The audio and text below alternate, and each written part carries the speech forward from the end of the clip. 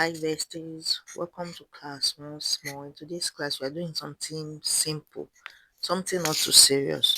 So I had this leftover fabric, so this is what we are going to use it to do.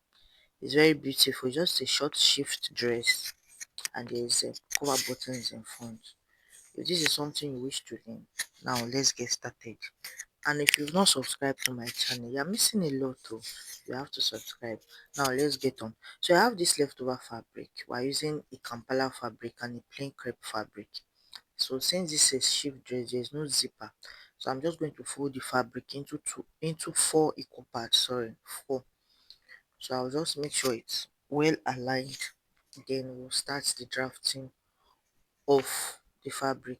So the first thing I want to do is to create my borderline as usual. So I'm going to come down by 1 inch and just rule a line across.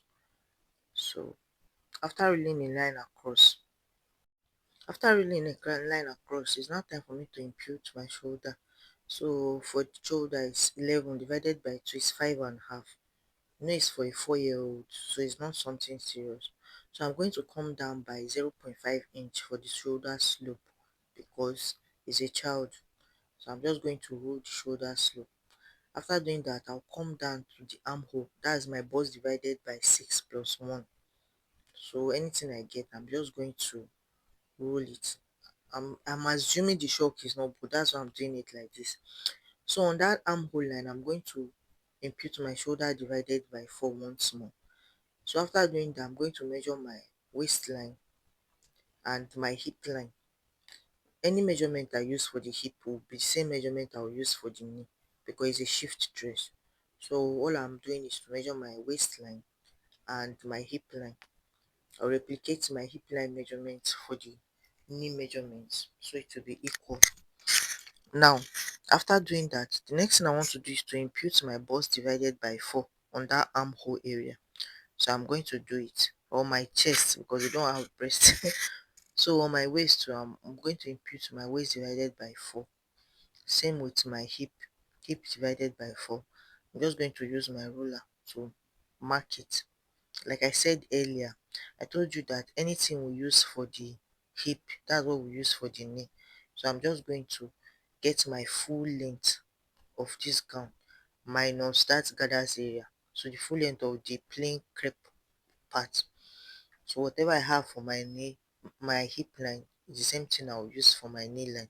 So I'm just going to connect all these lines together. As you are seeing the pattern, it might look shapeless, but you know it's children. They don't have breasts, so it doesn't have to be curvy. But just best believe by the time they wear it, it will be fine. But when you are drafting their pattern, it always looks strange. So since this is a shift dress, I'm going to add extra 1.5 inch. I'll use half inch to sew it and 1 inch is allowance since there's no zipper and I don't want it to be too big or too tight. So that 1.5 inch is okay for me. So I'm just going to connect all these lines together. After connecting it, it's now time for me to just curve in my back armhole. Since this is on fold, I'm going to mark the front and back armhole together. So this the one what I just connected now is my back armhole. Then for the front, we'll do it the way we do for adults. We'll divide that full length, we'll measure the full length of that armhole curve and divide it by 2. After dividing it, we'll just mark the midpoint. Then I'm going to go in by 0.5 or 0.25. I'm going in by 0.5 in this instance and just connect it in.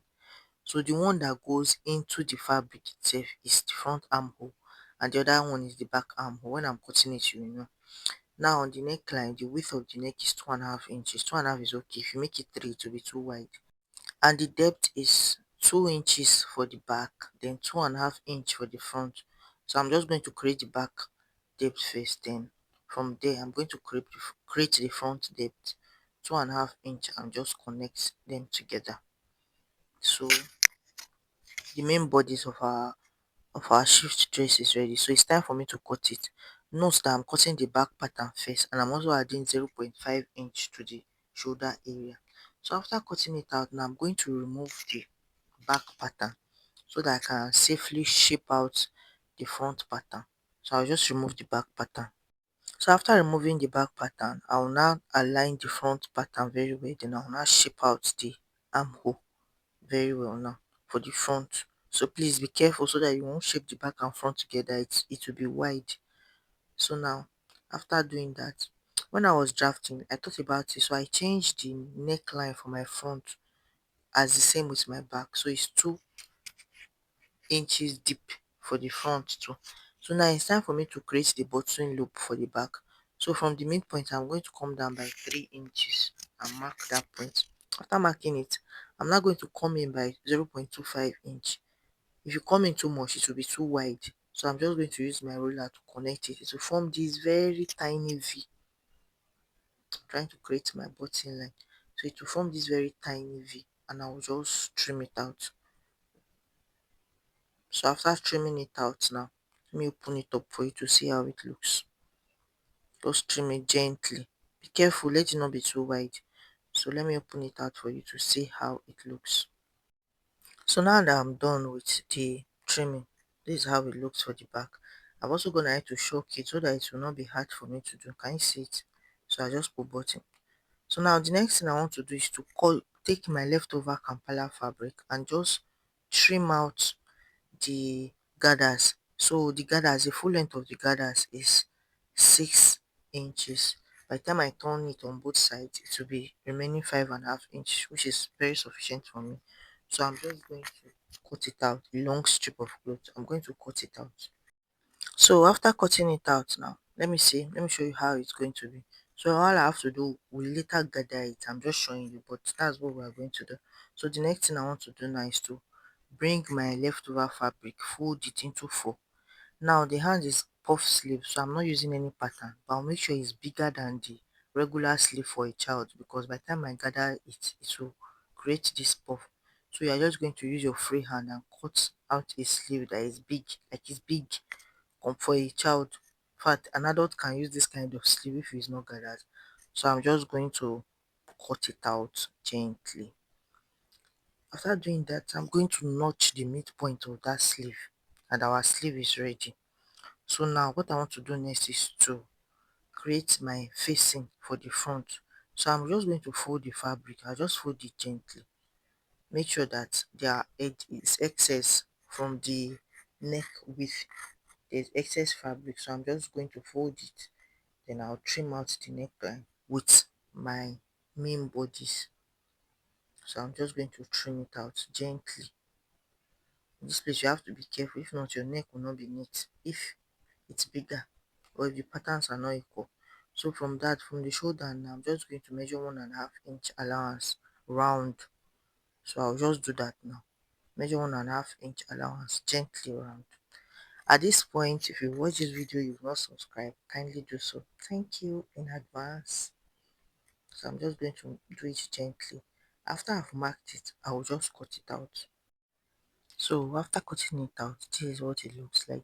So I'm going to fold the fabric once more and place my back pattern on it. But this time the fabric will be longer because of that slit, that tiny V for the button space. So I'm just going to trim it out the same way. I will do it exactly the way I did for the front and cut it out too. So now I've cut it out for the back, and this is how it looks. Can you see it? So I'm going to around now, go and search everywhere round, then I'll bring it for you to see how it looks like. So I've gone ahead to search. I deliberately use black to search it so that you will see what I'm doing. So now I'm going to place the interfacing on the front pattern and just sew the neck round. Can you see it? Just sew the neck round. I'm going to do the same for the back.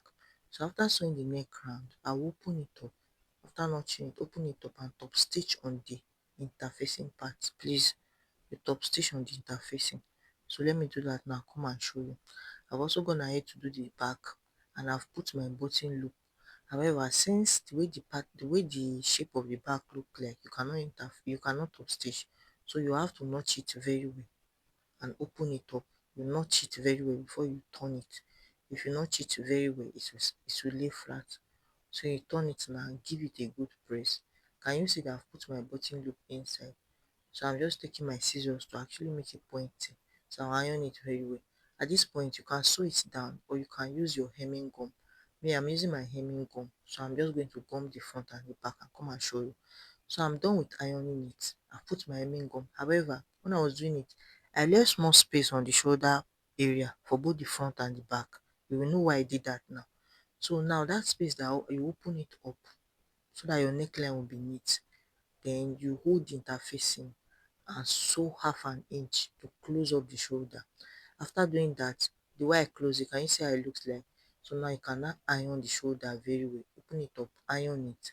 Then you now place your hemming gum on it and close it up. After doing that, you close the two sides by 0.5 inch and our gown is almost ready.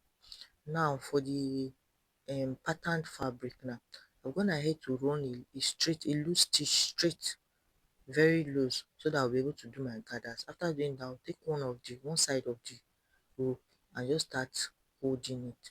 If you do it very well, it will start gathering because the stitch is a loose stitch. Can you see it? So now, can you see it? So after doing that now, we are just going to hold on to that your gathers that you have done and close it up so that it will form a circle. And make sure you measure it, that the measurement for the whole gathers is the same as the measurement for the down part of the gown. So after doing that now, can you see I've closed it up?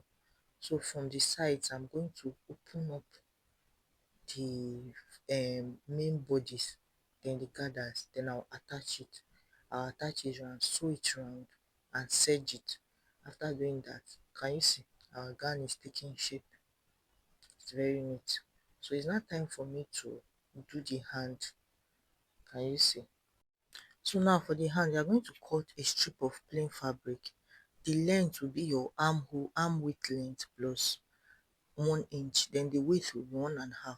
So you cut it in two places. So after cutting it, now you're now going to bring your hand pattern, your sleeve pattern. So you are going to place it right side facing each other, and you just gather it on the edge of that plain fabric. So when you gather it now, let me gather it and show you. So if you gather it well, this is how it will look like. So now you're now going to fold it once, then you fold it twice again and cover up that rough edges you just sew it. So I'll do the same for the two. Can you see I've formed a tiny gathers at the down part of this sleeve, and you see it looks smaller.